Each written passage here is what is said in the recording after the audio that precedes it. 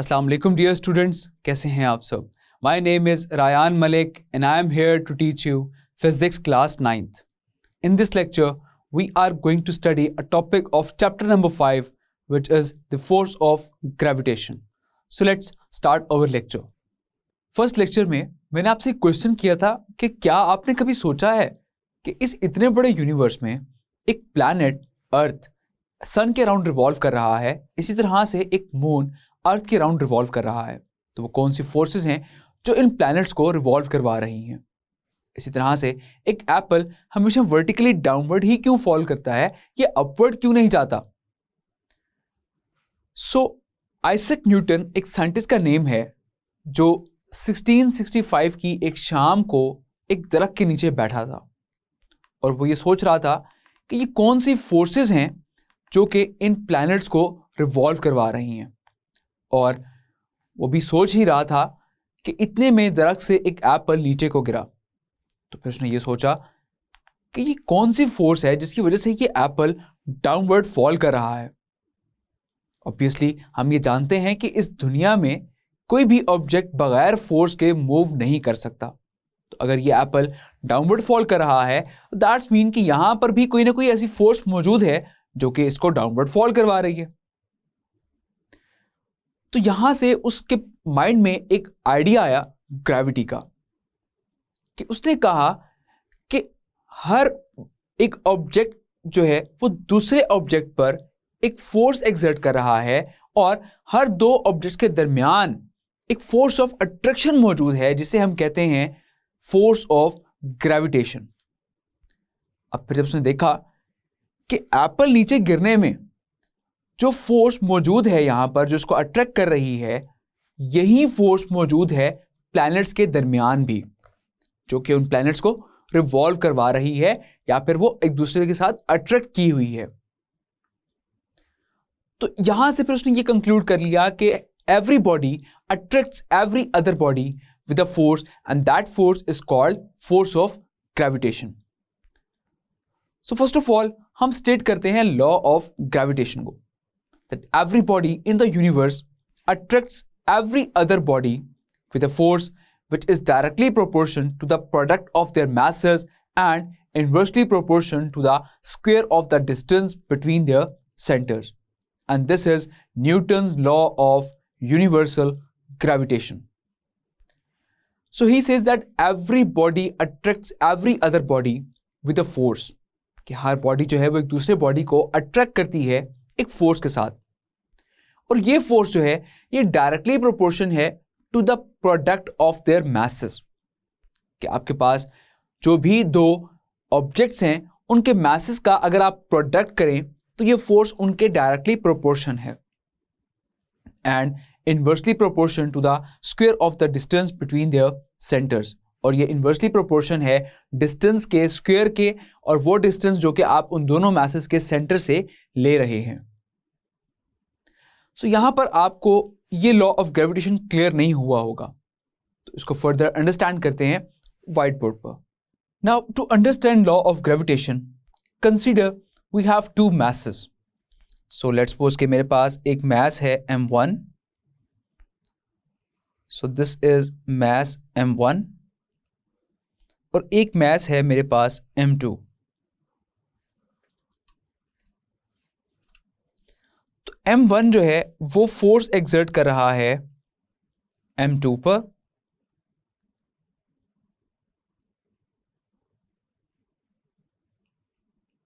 और m2 force exert कर रहा है m1 पर, और इन दो मैसेस के दरमियान ये जो फोर्स मौजूद है this is basically force of gravitation.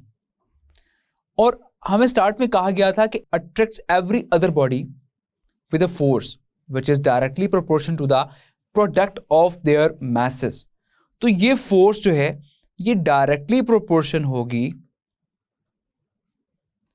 In masses के प्रोडक्ट के, and inversely proportion to the square of the distance between their centres. तो अगर आप इनके सेंटर से डिस्टेंस लें, लेट्स सपोज कि ये इसका सेंटर पॉइंट है और ये इसका सेंटर पॉइंट है, तो ये जो कंप्लीट डिस्टेंस बनेगा यहाँ तक, इस डिस्टेंस का अगर आप स्क्वायर कर लें तो ये इन्वर्सली प्रोपोर्शन होगा इस डिस्टेंस के स्क्वायर के। सो इस चीज को अंडरस्टैंड करते हैं एक एग्जांपल से। लेट्स सपोज कि आपके पास दो मैग्नेट्स हैं और दो मैग्नेट जो है उनका साइज बहुत ही स्मॉल है, मास बहुत कम है, तो उनके दरमियान में जो मैग्नेटिक फोर्स होगी वो भी बहुत कम होगी।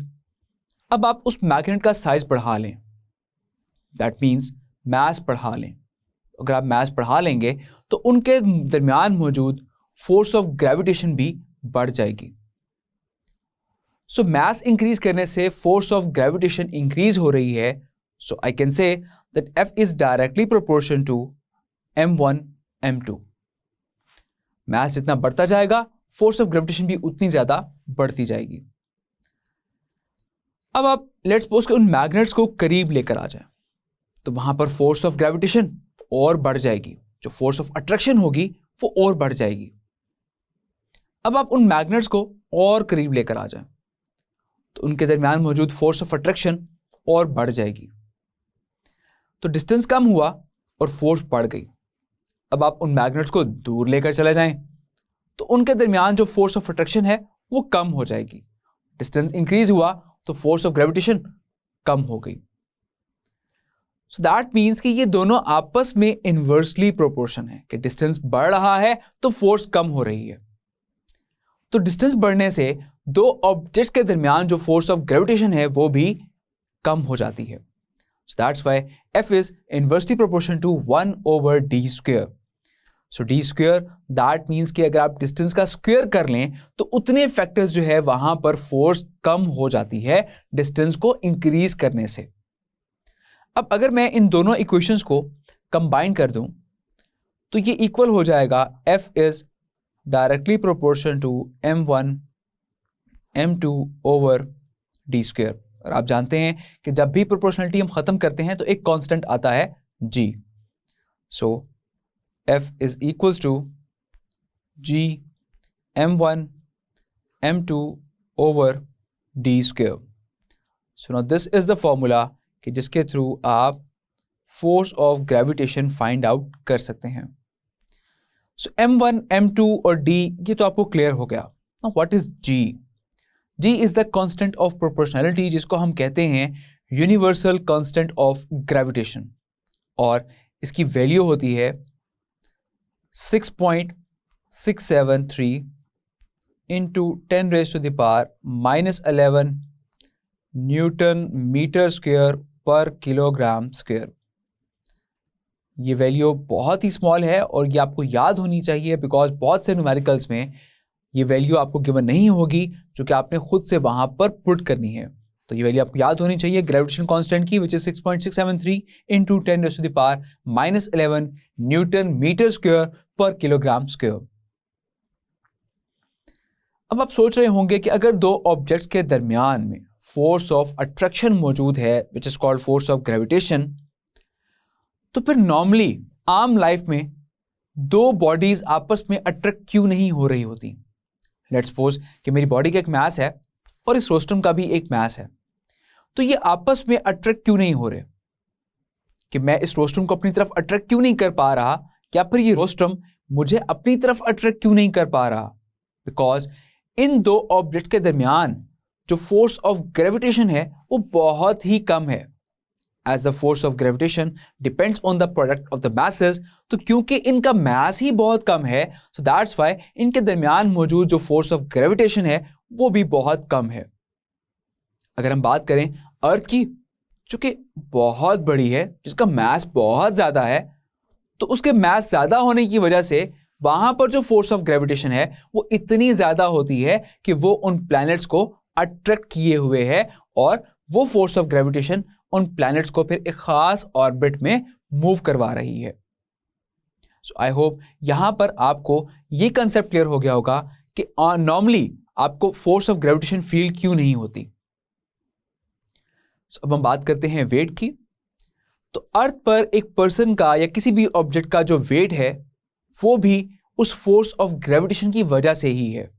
And as we know that the formula of weight is W is equals to mg.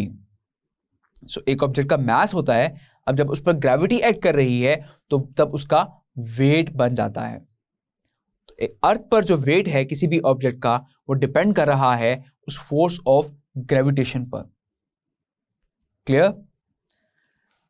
Now talk about next topic which is law of gravitation and Newton's third law of motion. Let's recall Newton's third law of motion, that action and reaction are equal but opposite in direction. तो यहाँ पर अगर हम देखें तो M1 जो है वो एक्शन फोर्स एक्सर्ट कर रहा है. M1 इस केस में एक्शन फोर्स एक्सर्ट कर रहा है और इसी तरह से M2 जो है वो इसमें रिएक्शन फोर्स एक्सर्ट कर रहा है और जितनी एक्शन फोर्स होगी उसके रिजल्ट में उतनी ही रिएक्शन फोर्स एक्सर्ट की जाएगी दूसरे ऑब्जेक्ट पर. So action and reaction equal in magnitude और इनकी डायरेक्शन भी ऑपोजिट है. So that's why we can say कि लॉ ऑफ ग्रेविटेशन का Newton third law of motion से भी लिंक है. सो आई होप ये टॉपिक आपको बहुत अच्छे से समझ आ गया होगा. So now let's move towards an example. Example number 5.1. Example number 5.1. Two lead spheres each of mass 1000 kg are kept with their centers 1 meter apart. Find the gravitational force with which they attract each other. So two lead spheres हैं और एक का mass है 1000 kg जो कि 1 metre के distance पर placed हैं. सो आपने फाइंड करनी है ग्रेविटेशनल फोर्स कि जिसके थ्रू ये लेड स्फीयर जो हैं एक दूसरे को अट्रैक्ट करेंगे. सो फर्स्ट ऑफ ऑल हम नोट डाउन कर लेते हैं डाटा. सो डाटा के अकॉर्डिंग आपको मास गिवन है m1 which is equals to 1000 kilogram और आपको मास m2 गिवन है which is also equals to 1000 kilogram और आपको डिस्टेंस गिवन है 1 मीटर और आपने फाइंड करनी है force of gravitation F. This is the quantity which we have to find. Now write solution. So we know the formula which is F is equals to G M1 M2 over D square. Now simply just we have to put the values in it. So F is equals to G की value है 6.673 into 10 raised to the power minus 11 और mass 1 की value है 1000 kilogram, mass 2 की value है 1000 kilogram divided by d which is 1, तो 1 का square हो जाएगा. अब फर्दर आपने इसको सॉल्व करना है कैलकुलेटर से और सॉल्व करने के बाद आपके पास फाइनल आंसर आ जाएगा which is the force of gravity and which is 6.673 into 10 raised to the power minus 5 Newton. So this is the force of attraction between the two lead spheres. Clear? MCQ. The first man who gave the idea of gravity, options are A. Hero, B. Einstein, C. Newton and D. Faraday. So वो first man कौन था जिसने gravity का idea दिया था? And the name is Newton. So Newton वो scientist है जिसने first time gravity का idea दिया था. The next MCQ. Gravitational force is a, options are A. electric force, B. magnetic force, C. reactional force and D. electromotive force. So gravitational force जो कि दो object के दरमियान में होती है और जब एक ऑब्जेक्ट दूसरे ऑब्जेक्ट पर फोर्स एक्सर्ट करता है that is called action force और इसके रिएक्शन में सेकंड ऑब्जेक्ट फर्स्ट ऑब्जेक्ट पर भी फोर्स एक्सर्ट करता है. सो वी कैन से कि ये एक रिएक्शनल फोर्स है. So option C is correct. Next MCQ. Law of gravitation is consistent with, options are A. first law of motion, B. second law of motion, C. third law of motion and D. law of momentum. So law of gravitation जो है वो consistent है third law of motion के साथ जिसमें कहा गया है action and reaction are equal but opposite in direction. तो अगर मास m1 मास m2 पर एक्शन फोर्स एक्सर्ट करता है तो M2 भी M1 पर उतनी ही रिएक्शन फोर्स एक्सर्ट करेगा, लेकिन दोनों की डायरेक्शन ऑपोजिट होगी. सो वी कैन से कि लॉ ऑफ ग्रेविटेशन रिलेट करता है Newton third law of motion के साथ. क्लियर? आई होप ये टॉपिक आपको बहुत अच्छे से समझ आ गया होगा. तो अपना बहुत सारा ख्याल रखिएगा. See you in the next lecture. Till then take care. अल्लाह हाफिज.